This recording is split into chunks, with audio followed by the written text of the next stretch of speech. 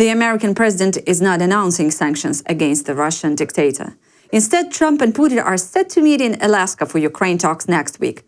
This again changes the rhetoric and approach of the Oval Office. However, the Russian dictator is giving no serious sign that a peace awaits Ukrainians. The fighting on the front is intensifying. Ukrainian cities are under attack, and the plan to erase the Ukrainian nation appears unchanged, like a mantra for the Kremlin. We are joined now by Peter Eltsov, historian, political scientist, and professor at the National Defense University in Washington, D.C. Peter, it's a pleasure to have you here in our studio. It's a pleasure for me again, talking to you. Thank you. So, Peter, why Alaska? Why did Russian dictator choose that place to meet with American president? Actually, not sure who chose that place. It's actually not really good for him because Alaska is the American territory, and it's always better, more beneficial for the host to receive the guest in their own territory. So I was actually expecting for them to meet somewhere in the Middle East or a place like Hungary. So I think I would say actually it's a win for President Trump that Putin is coming to the United States. And I don't think it's so bad for President Trump to be meeting Putin in Alaska.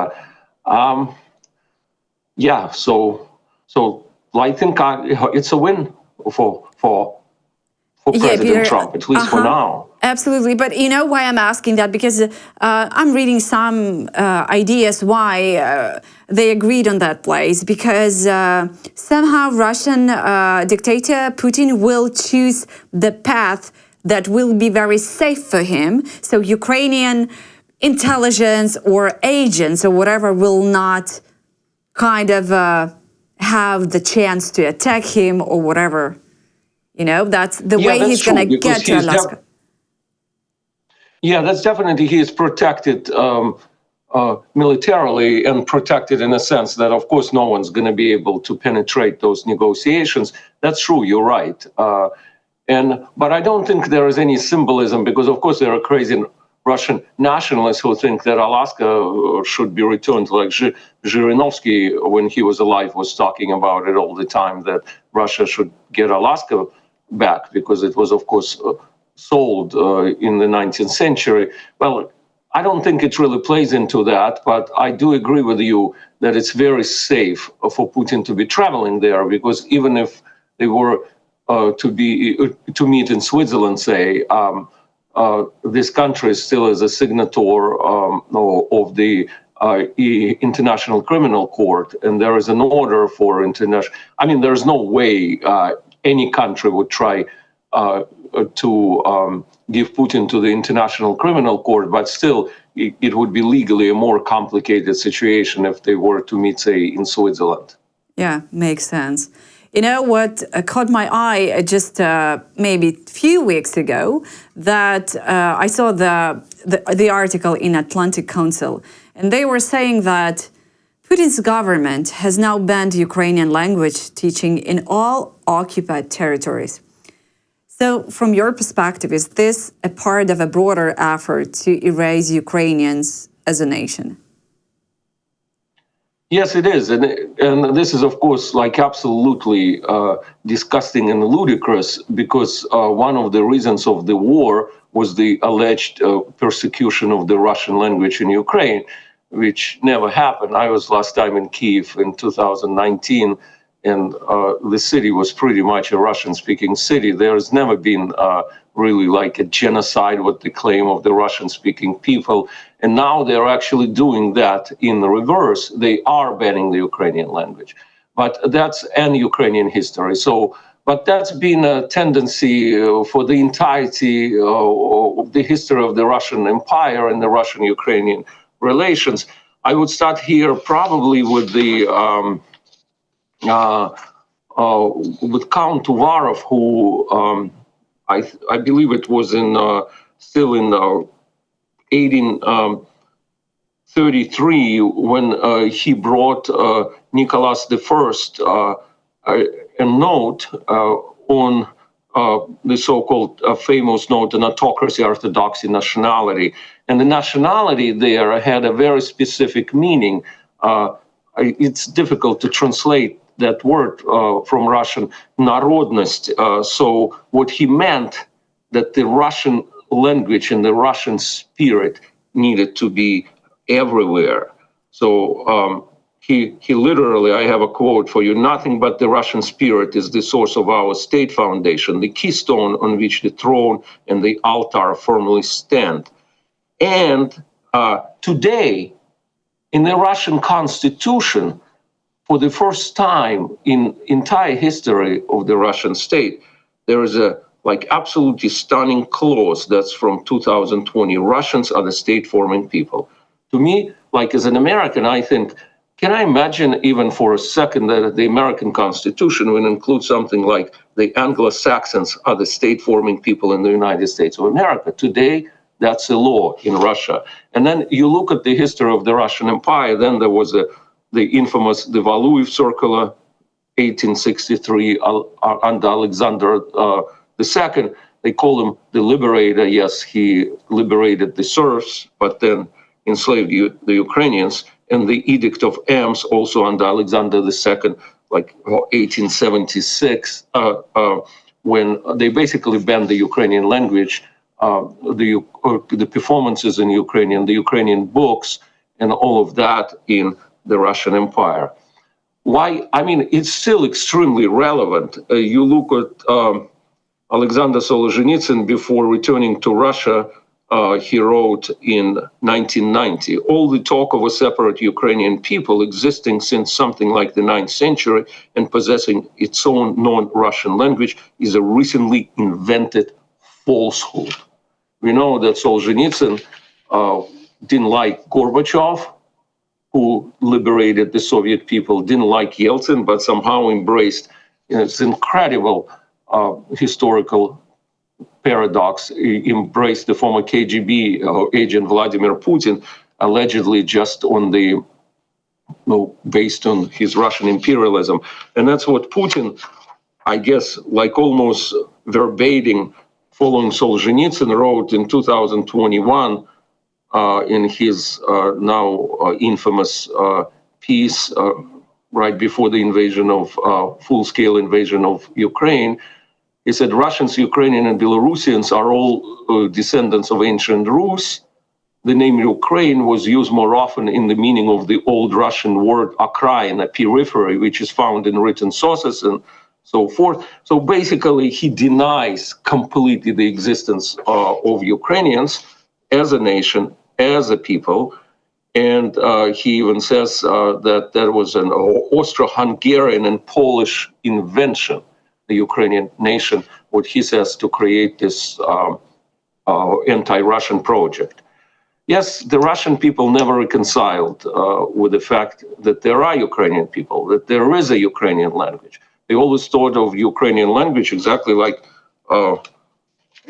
Solzhenitsyn has this. Again, Ukrainian language was produced and related to popular usage and chock full of German and Polish words. So, yes, this is the reality, unfortunate reality. And today, they just want to destroy its history. So as you said, on the occupied territories, they don't teach Ukrainian. They teach, now they standardized even the Russian history. I remember about a decade ago, Putin said, he came to some exhibition of historical textbook and said, how can you have 10 textbooks on history? You need to have one. This is, of course, outrageous. Of course, you should have 10. I'm sorry, Peter, 10 what? 10 what? 10 textbooks of history. Different. By the way, the most popular textbook on American history, the most sold, maybe not popular, is a history by Howard Zinn, which is called The People's History of the United States. It's sold in every store in the United States. It's the most left-wing history of the United States, where the history is portrayed as just a horror. Vietnam War, genocide of Native Americans, of African Americans, and so forth and so forth. And then, of course, there are many patriotic histories. But yes, a healthy state should have a dozen or more, or 3 dozen textbooks of history which portray very different history. Russia has recently just adopted, I saw the new textbook, and this is one. It was personally approved, I think, by Putin. So. Oh my God! And yes, do you know what's inside that book? Erased. Do you know what's inside that book? I haven't seen it. I'd like to see it, but I'm sure it's a very, very one-sided portrayal of Russian history. Well, 100%. It's just interesting to know. And what's also interesting, it's even, as I said before and written, Russia has never been so nationalistic, because even in the Soviet Union, you were supposed to criticize certain periods of the Russian Empire. So now, like, everything is great. As long as you're imperialist, like Catherine the Great, Peter the Great, the only weak leaders are like Nicholas, who abdicated the throne, and Mikhail Gorbachev, who liberated the Soviet people. So the people who actually who did something good for the Russian people, the people of the Russian Empire, they're portrayed as evil. So imperialism is the only criterion of being a good Russian leader. Yeah, absolutely. But why they are not learning from their mistakes? They were trying to oppress, obey Ukrainians, to erase our Ukrainian history, language, culture, everything you mentioned for ages. And we were always raising from the ashes. Why they are not learning from their mistakes? It's a good question. They probably will eventually. Ukraine, in fact, is the largest country in Europe by territory, by land. If you don't consider Russia Europe, they definitely don't consider themselves Europe anymore. I think they're learning. I'm the person who sees whether glass half full or half empty. I see it half full in a sense that the Russian state on the third year of war still has not occupied a single big major Ukrainian city. So this resistance is stunning. No one accepted that, and the cultural resistance is stunning too. And I think that Ukrainians should recall more and more of this, what Russians consider their culture, and it's actually Ukrainian culture. Like artists like Kazimir Malevich, who lived in Ukraine, Ilya Repin, who lived in Ukraine. So there needs to be a counter process, I think, when the Ukrainian state, Ukrainian culture, Ukrainian intellectuals should claim what the Russians claim as their own culture. Yeah. Actually, Ukrainians are working on that. We have, and paperworks, the articles about that issue. Who is Ukrainians truly? That a lot of so-called Russian artists, they are actually originally Ukrainian, or singers, they are originally Ukrainians. So sometimes when I talk with the experts, lots of them quite convinced that when Putin will die, all this horror will stop, which I do not believe personally, but I'm always interested in your point of view. What is Putin? Is that a political phenomenon? This is a huge question, and I go back and forth. I'm myself conflicted because it's very upsetting to me personally, because I was a very young person at the time when there was a lot of hope for the former Soviet Union in the early 1990s that the countries of the former Soviet Union would become democracies, Russia would be a democracy, and there was this kind of a move. So to me, the big question, what if, say, Boris Yeltsin appointed Nemtsov as his successor? Would he have become another Putin? is this the country or geography or the individual? So I definitely strongly disagree with some leaders of the Russian opposition who think that it's all about Putin. It's not about people.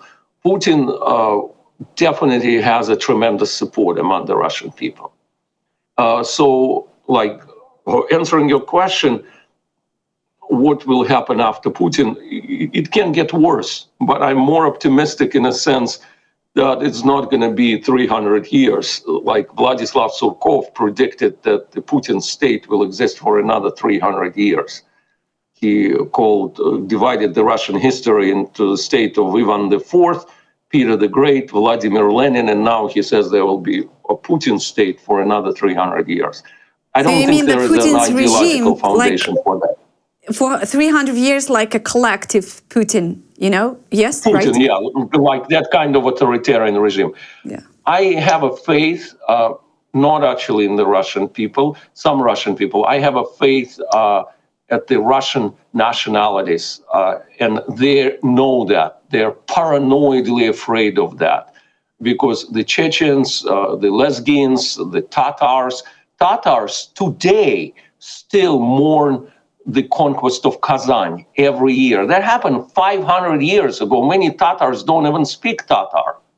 So in Tatarstan, there are 5 million Tatars, and if you remember in the 1990s, they wanted to be separate. So I do also have a faith in the regional separatisms, even from ethnic Russians, like, for example, in Siberia, in the Altai, in those regions. If you remember, there was a few years ago, there were demonstrations in Khabarovsk, I believe, against their mayor was arrested.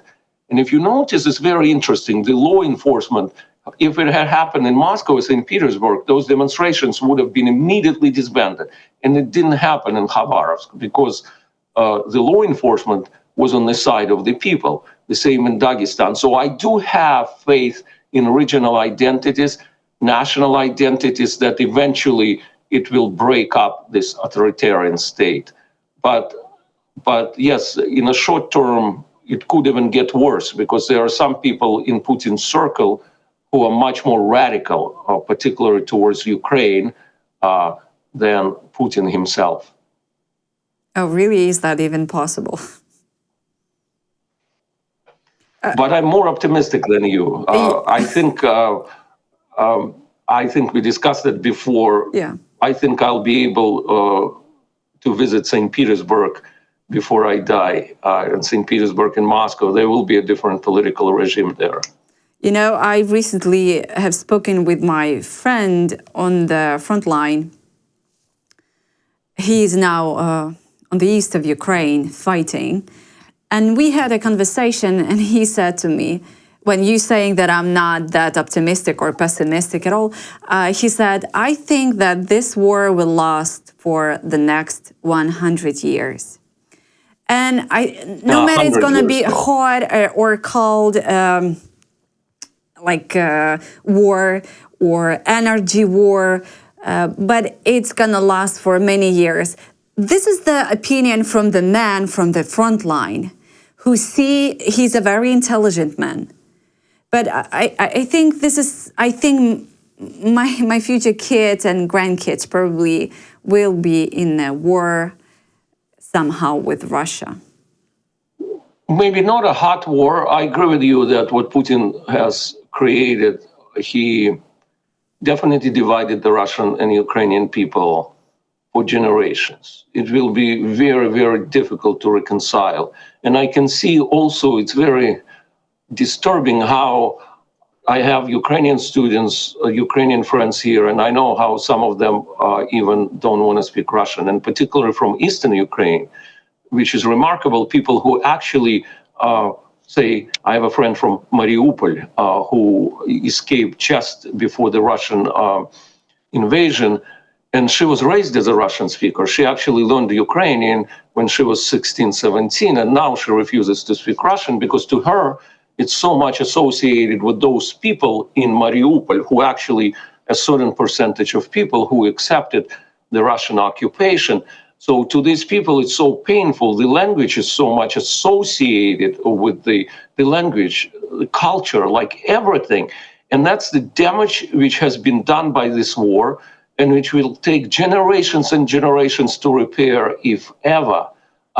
So that's, of course, I mean, if you're talking about the war in this sense, yeah, it will continue. Even if there is no hot war, there will be a political, intellectual war, and this kind of hostility will stay for generations and generations, even if there is a ceasefire.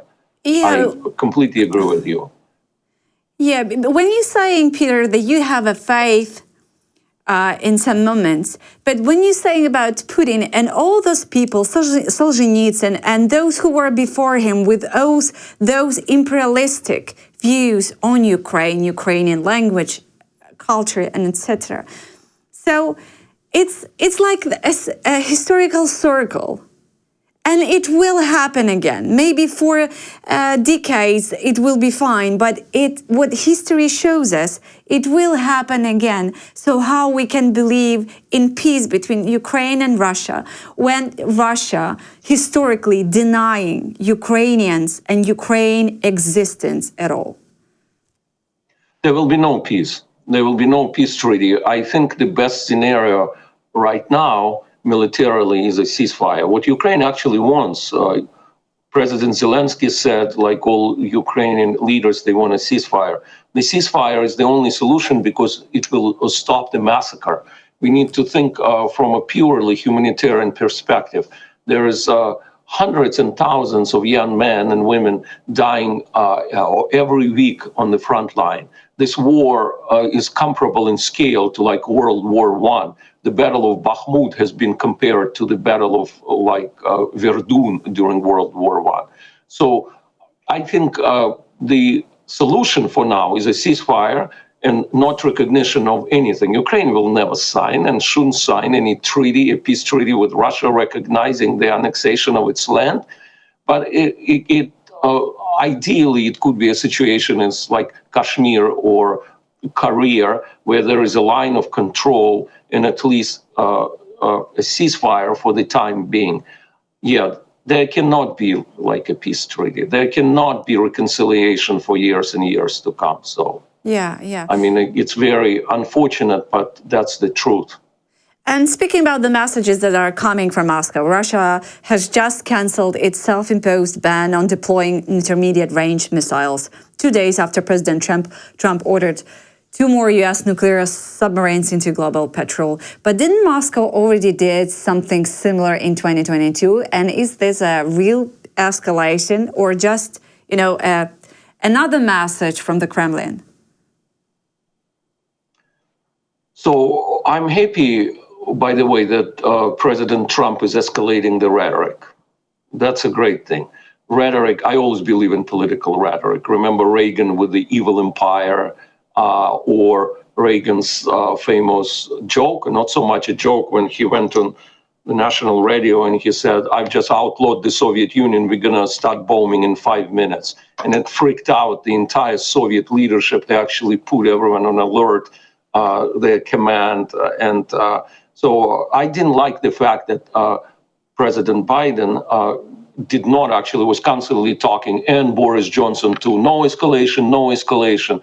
So I do support the American president on that today, that he sent the submarines and he said he's going to do this and that. On Putin's canceling all these treaties, that's nothing new. Yes, they're getting out of every international treaty. They think they are this unique civilization state which exists on its own rules and norms. The question whether he's ready to escalate to the point of a nuclear war, I don't know. I'm conflicted on these issues, whether he's going to do it or not going to do it. More often, I think he's not going to do it. But the reality is today that we are in a situation worse, way worse than any time during the Cold War, at least since the Cuban Missile Crisis, because that rhetoric and the potential of a nuclear war. And I'll tell you, I work for the Department of Defense, for the Pentagon, and we now are considering an option of a nuclear war, limited or nuclear war and how you deal with it, how you survive in that. So that's on the table today. Yes. What an interesting time we're living in. But should we expect Moscow to actually deploy the Oreshnik hypersonic system soon, or is that just posturing? I think they may. So not with the nuclear warheads, hopefully, but they may with more of a just regular bombing. Yes, I think they want to show their power, so they will do it, and probably will do it in Ukraine sometime soon. Despite the fact that they are succeeding on the front line, and just step by step, a little bit, Russians have their own little victories. But a lot of military experts saying that to capture Ukraine, they will need like decades, 80 years, 76, 86, so like too much of time. So after more than 3 years of a war and a Russian full-scale invasion, an enormous battlefield loses, and death and wounded people. Why do we still not see mass resistance within the Russian army? I'll tell you why. Putin is actually very smart because the majority, there is no massive conscription in Russia. So the wealthy kids in St. Petersburg, Moscow, Novosibirsk, they don't go to war. So what they do, they pay a lot of money. So if you sign up to the Russian army, say from Siberia somewhere, you get immediately, I believe, like 1 million or 2 million rubles, depending where you're from. That's an equivalent of what, 10, 20,000 US dollars. And if you live in a family which has an income of, say, $200, $300, $400 a month, and you're getting this huge chunk of money, of course you're going to go sign up to go to war. That doesn't, of course, remove all the responsibility and guilt from these people. I believe in the year of 2024, over 400,000 Russians signed up to go to the Russo-Ukrainian war. So that's horrible, but that's the reality. And then when the person gets killed, the family gets something like an equivalent of 40, 50,000 US dollars. So it's an industry. And then the second segment of the army are the criminals. And the horror of this kind of a situation, even Stalin during World War II, he used particularly in the first period of the war, those Strafbat, those penalty battalions. They used a lot of convicts from prison. But the majority of those convicts were political prisoners because even Stalin realized that political prisoners are good people. They are in prison for politics, not for real crimes. But Putin is using like real criminals. These are murderers, rapists. So do they want them to come back from the front line? Of course not, because these people, imagine the guy who is convicted of rape or murder goes to Ukraine and murders a lot of Ukrainians, and then he comes back to Russia. Is he going to have a peaceful existence? Of course not. So they want him dead, actually. And this is disgusting to a degree that I read recently a story on BBC that one of these guys, like a rapist, came back for a vacation, for a little holiday to his town in Siberia, and basically his victims are there and they see that. So this is the most disgusting war that the Russian Federation, that Russia as a state has ever fought in its life in terms of its combat force. So the people who are recruited there, they are just the worst of the worst of the Russian nation. And so as long as it can continue, yes, there will be no resistance among the Russian people. That's the reality, a very upsetting, grim reality. Yeah, and talk about another disgusting things. Sometimes Russian women are not even better. Social media can be a very interesting source of information. And recently I watched podcast. Somehow it was on Instagram. And then I watched the interview of two Russian women, young girls, who were talking about how to get rich immediately. And they were considering straight away, not a millionaire, but a Russian man who will go to the front line. So she's going to marry him, and then he's going to be killed by Ukrainian army on the front line, and she will get the money from him. Could you imagine? You will not ever see that on the Ukrainian social media. Never. I'm the consumer of Ukrainian social media. You will never see such a conversation ever. Well, the cynicism of this war is another thing, and the cynicism of the political system in Russia, because even in the Soviet years, there was some from the leadership, there was some kind of a dignity. They believed in that system or something. Their children didn't live abroad and so forth. So what you're talking about is really horrible, because if you watch the Russian TV, which I occasionally do, it's very difficult to, but it's like nothing's happening. They have all these talk shows, they sing songs, they celebrate. I mean, you watch this and you think your country is at war. Actually, your own citizens are dying galore every day on the front line. Talking about women, I don't want to be gender biased, but I'll tell you, it is stunning how many Russian women actually support Putin. And even in the diaspora, I've left Russia over 30 years ago, but I see here Russian women of, say, my generation or younger women who actually admire Vladimir Putin. They think that he is the man, he is the person to rebuild great imperial Russia. And they live here in the West. About young Russian women, yes, people think exactly. The families, I even read about the mothers who want to send their children to the front line because of, for whatever financial reasons, because they get a huge salary. So in addition to what we've discussed, they get an initial payment of something $10,000 to $20,000 a month upfront, but then they get $2,000-3,000 a month for serving in the front line.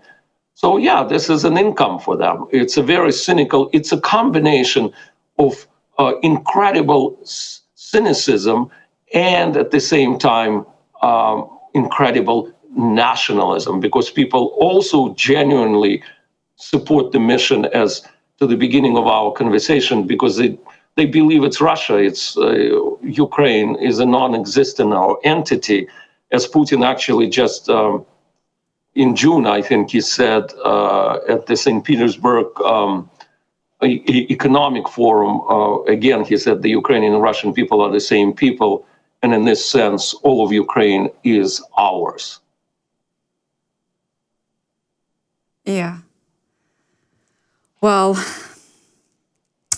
definitely we're not the same people, but you know, in 2022, I've heard a lot of news when the families of dead Russians, usually parents, they were asking, will we get our car? Because, you know, in 2022, Russians were giving even a car to the family for those who lost their kids on the front line. Not only salary, not only money to bury their loved ones. You know, it is, I have the same feeling and sentiment. Of course, I remember still the Soviet-Afghan war. And my own brother went there in the last year of that war in 1988, 89.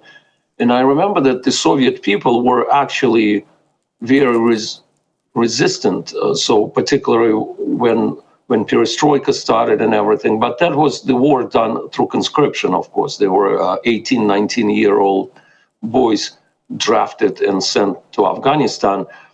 But the difference is also, I think, the big difference, again, because the Soviet people never thought of Afghanistan as their own land. And they thought, why the hell do we have to fight for Afghanistan, for these Muslim people in a different land?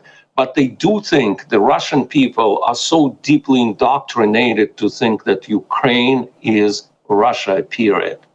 So even if you go, say, if you remember Zhirinovsky in his younger years, he was suggesting to separate the Caucasus, to let it go. He says, let them go. So the Russians don't think of like Chechnya or Dagestan Yes, as yes. Do Russia. they think kind the of, same yeah, about... like, Yeah, I'm sorry. Yeah, go on.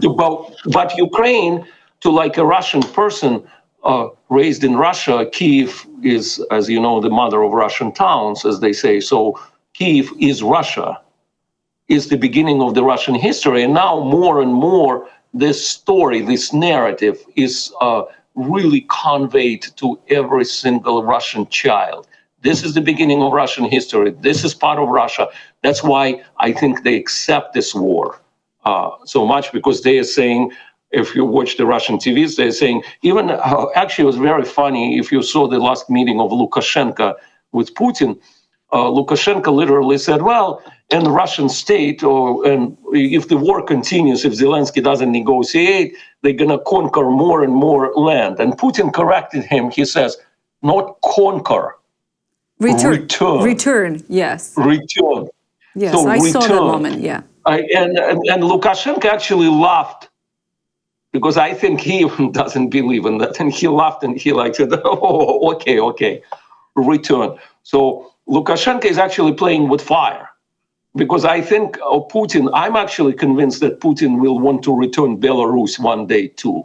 Right now, he doesn't need to do that, but that's again coming back to Solzhenitsyn, and I think Putin very much has a lot of respect for this man who said that Belarus is definitely in the Russian nationalist idea is Russia. So Malorussia, Belarusia, so all of that is Russia. So right now Putin doesn't need to do that because he controls Belarus as basically as a puppet state.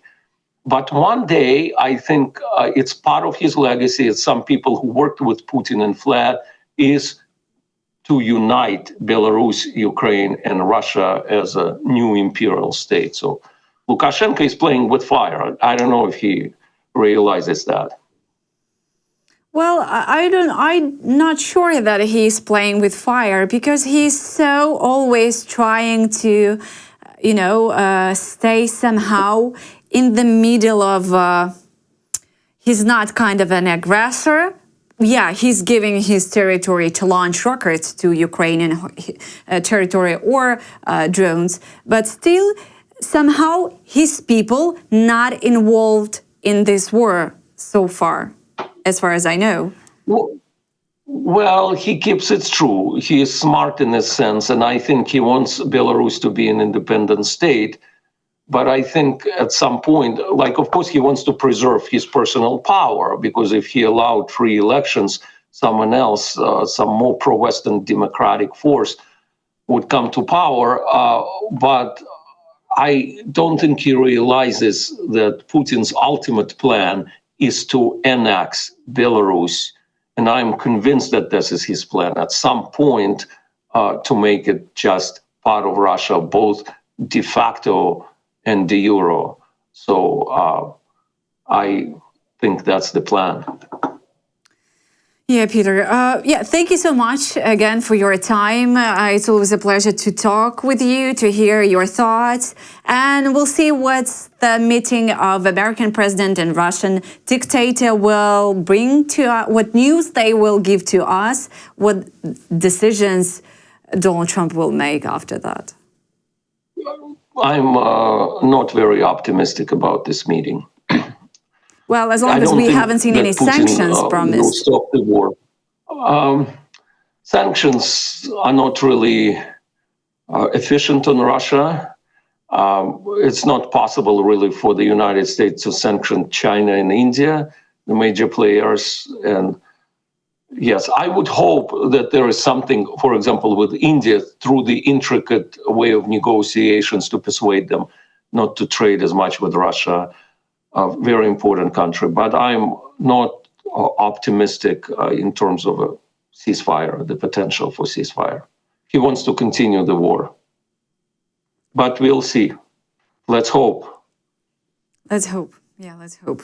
Thank you. Thank you again for your time. And Thank you. It was a pleasure. Yeah, it was a pleasure too. And hope to see you again. Me too. Thank you.